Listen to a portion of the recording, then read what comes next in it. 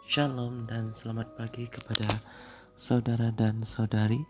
Bertemu kita kembali dalam santapan firman Tuhan 30 Jun 2023 bersama kita mendengarkannya. Tuhan beserta kita sekarang dan selama-lamanya. Inilah Injil Yesus Kristus menurut Santo Matius. Dimuliakanlah Tuhan. Setelah Yesus turun dari bukit, banyak orang berbondong-bondong mengikuti dia. Maka datanglah kepadanya seorang yang sakit kusta. Ia sujud menyembah Yesus dan berkata, "Tuan, jika Tuan mau, Tuan dapat mentahirkan daku." Lalu Yesus mengulurkan tangannya, menjamah orang itu dan berkata, "Aku mau, jadilah engkau tahir." Seketika itu juga tahirlah orang itu dari kustanya.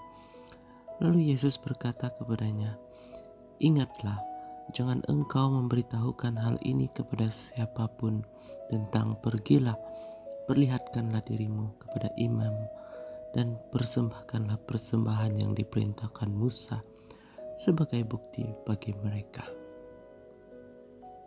Demikianlah sabda Tuhan. Terpujilah Kristus. Saudara dan saudari yang terkasih, di dalam Injil Matius yang kita dengar menarik hati kita hari ini. Di dalam pasal ini kita menemukan kisah penyembuhan seorang yang menderita kusta. Nah, di dalam masyarakat pada zaman Yesus, orang-orang yang menderita kusta dianggap najis dan terasing dari masyarakat.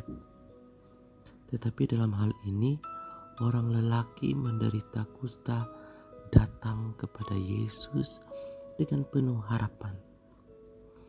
Lalu berlutut di hadapannya dan berkata, "Tuhan, jika engkau mau, engkau dapat mentahirkan aku." Nah, saudara dan saudari, ketika kita melihat respon Yesus terhadap permohonan lelaki itu, hatinya penuh belas kasihan. Ia merentangkan tangannya, menyentuh orang itu dan berkata, "Aku mau menjadi tahirlah engkau." Pada saat itu juga penyakit itu meninggalkan lelaki itu dan dia disembuhkan. Melalui kisah ini kita belajar beberapa hal yang penting. Pertama, kita melihat bahwa Yesus adalah sumber kasih dan belas kasihan yang tak terbatas.